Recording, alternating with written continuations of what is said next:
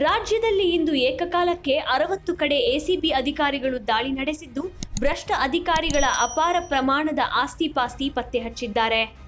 ಕಲಬುರಗಿಯ PWD junior engineer Shantagowda Biradar ಮನೆ ಮೇಲೆಯೂ ದಾಳಿ ನಡೆದಿದೆ. ಅವರ ಮನೆಯಲ್ಲಿ 40 ಲಕ್ಷಕ್ಕಿಂತ ಅಧಿಕ ನಗದು ಮತ್ತು ಅಪಾರ ಪ್ರಮಾಣದ ಚಿನ್ನಾಭರಣ ಕೂಡ ಪತ್ತೆಯಾಗಿದೆ ಎನ್ನಲಾಗಿದೆ.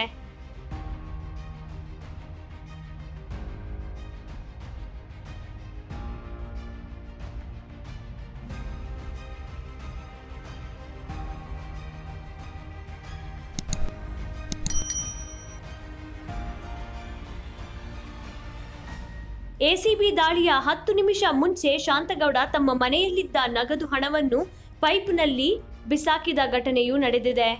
ಎಸಿಬಿ ಅಧಿಕಾರಿಗಳು ಬಂದಿದ್ದು ಗೊತ್ತಾಗಿ ಶಾಂತಗೌಡ ಮನೆಯ ಬಾಗಿಲು ತೆರೆಯೋದಕ್ಕೆ ಕೆಲ ಕಾಲ ಸತಾಯಿಸಿದ್ದಾರೆ. ಆ ವೇಳೆ ಹಣವನ್ನು ಪೈಪ್ನಲ್ಲಿ ಬಿಸಾಕಿದ್ದಾರೆ.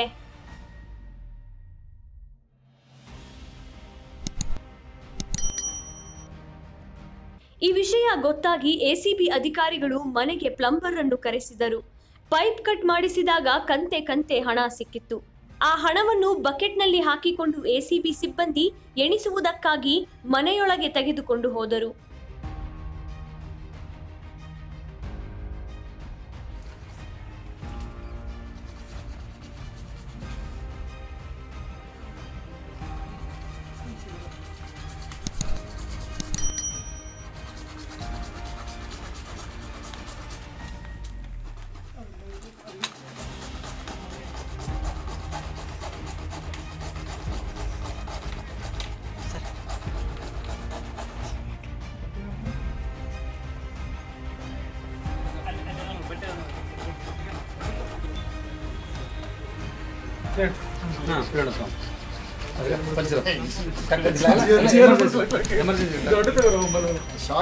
ಇಲ್ಲಿ ಬಕೆಟ್ ಅದ ಜಗ್ ಅದ ಗಂಗಾಳ